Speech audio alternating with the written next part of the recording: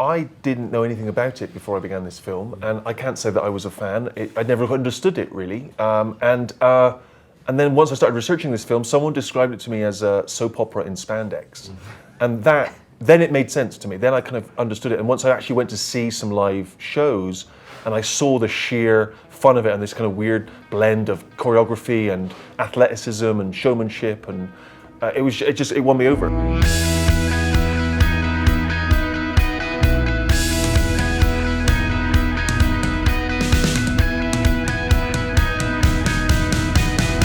Well, we auditioned a lot of people to play Dwayne, but a lot of my first choices weren't available, so we ended up going with him. Well, he actually helped shape his. They call them promos when you let loose, you know, and so he kind of helped do some of that. Just because I can't write that stuff. I mean, that is what he does. You know, that's why he's Dwayne Johnson. So for me to try and write it would just be a kind of bad imitation, which it was in the script. But then he just took it, in his own way.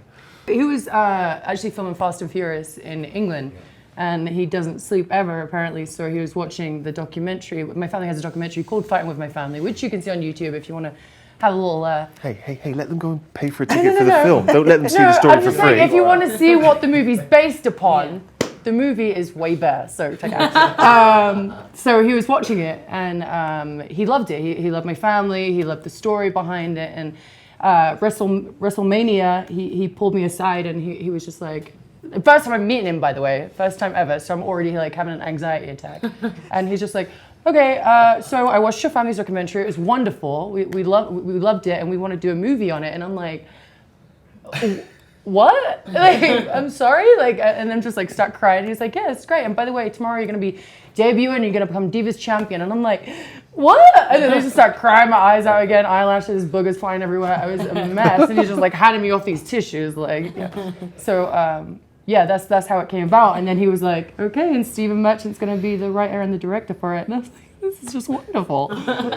Well, I went down and worked with him. It feels like there's a real camaraderie and also a competitiveness like anything. But, you know, I grew up, I really was a fan of wrestling. And there's some just great stories and different types of dramas that play out in the watching of it. So what's interesting to me is, and you can probably speak more to this, is how they kind of stay in character. Yeah. And like even when the cameras aren't rolling, what I didn't realize was they will continue that relationship. And I guess it's so that when they get there, that it's probably more detailed or more specific. I will never forget that before there's this the final scene of the movie. We go out and we recreate the Paige AJ Lee famous match where she won, and we shot at the end of a Monday Night Raw, and we went out. And before that, we had about 40 minutes before the actual wrestlers went out and did their fights. And I remember Dwayne literally like clicking us over, and all these famous wrestlers are standing around the ring looking at it, and we get in and we're like marking through things, and he's like, okay, and then when you throw the punch, and I just remember thinking, oh my God, I'm getting tuition from I'm the getting Rock. tuition from The Rock, like 40 minutes before Monday Night Raw. We all got in the ring quite early on to sort of prepare for the big family fight, which was really good fun. Any injuries? No. Yeah. Did you? Yeah, can you remember when we went straight into the fight without warming up, and we did the Paige Turner, and we both went, oh dear. Oh yeah.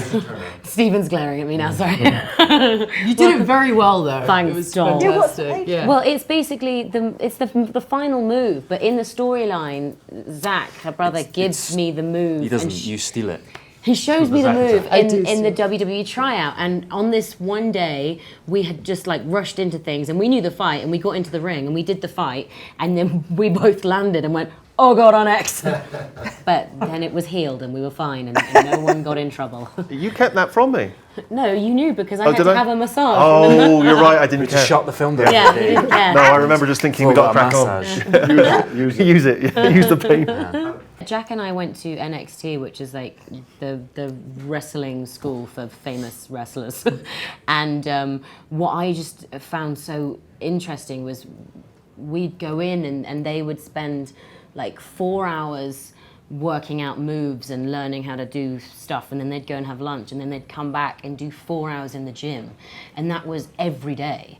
and you just it was just amazing to see these athletes just all day, every day, were constantly working and learning, and their bodies were just a peak performance all the time. Remember when Robbie dislocated his knee trying to show us up? Trying to lift me. He lifted you, that's Yeah, right. in the squishy ring. There's like 4 or 5 guys that stalk club. about the NXT who are like in their like in their like 50s, and they've all got like, you know, their legs are all Funny bent knees. the wrong way and stuff like that. And you know, they look like scarred pirates. And he was teaching Jack how to do a move.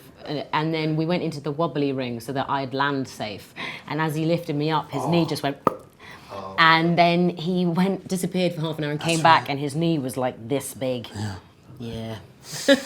I don't know how you guys stand up after it, because just even the falling, well, the stuff you had to do was remarkable, both of you guys.